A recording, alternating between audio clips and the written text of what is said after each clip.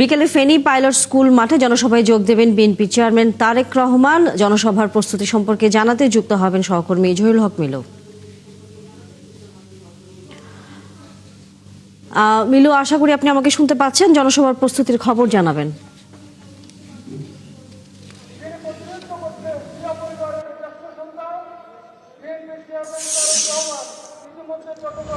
তানিয়া, আপনি জানেন যে আজকে বিকাল 3:30টায় এই ঐতিহাসিক ফেনী পাইলট হাই স্কুল মাঠে বিএনপির জনসভায় প্রধান অতিথি হিসেবে বক্তব্য রাখবেন বিএনপির চেয়ারম্যান তারেক রহমান। তিনি এর আগে 2006 সালে এই মাঠে সর্বশেষ তিনি জনসভায় বক্তৃতা দিয়েছেন। আমি যদি আপনাকে বলে রাখি, 1977 সালে তার পিতা বাংলাদেশের সাবেক রাষ্ট্রপতি জিয়াউর রহমান এই জনসভায় বক্তৃতা দিয়েছেন এবং তার মা সাবেক প্রধানমন্ত্রী বেগম খালেদা জিয়া 2012 সালে এই মাঠে সর্বশেষ জনসভায় বক্তৃতা দিয়েছেন।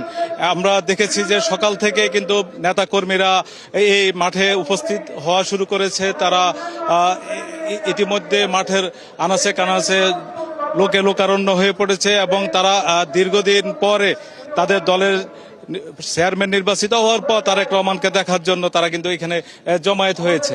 এবং আমরা দেখছি যে এখানকার গত রাত্রি পর্যন্ত স্থানীয় বিএনপি নেতৃবৃন্দ রাত 2টা পর্যন্ত কিন্তু এই মাঠে ছিল। তারা এখানকার আইন শৃঙ্খলা এবং প্রস্তুতি যা যা প্রয়োজনীয় সবগুলো করার চেষ্টা করেছেন। এবং আমরা বিএনপির পক্ষ থেকে জানতে পেরেছি তারেক রহমান চট্টগ্রাম থেকে ফেনীর উদ্দেশ্যে ইতিমধ্যে রওনা দিয়েছেন এবং তিনি এখানে আগামী বাংলাদেশের যে রাজনীতি সেই বার্তা তিনি এখান থেকে দিবেন। এবং বিএনপি ফেনীর পাশাপাশি এখানকার যে পার্শ্ববর্তী 2টি জেলা নোয়াখালী এবং লক্ষ্মীপুরের যে এমপিরা দানের শেষ প্রতীকে প্রতিদ্বন্দ্বিতা করবেন, তারাও কিন্তু আজকে এই জনসভায় উপস্থিত হবেন। মিলু, ধন্যবাদ আপনাকে। আপনার মাধ্যমে আমরা ফেনীতে যে জনসভা এর মধ্যে প্রস্তুত রাখা হয়েছে, তারেক রহমান এসে পৌঁছলেই হয়তো তার আনুষ্ঠানিকতা শুরু হবে।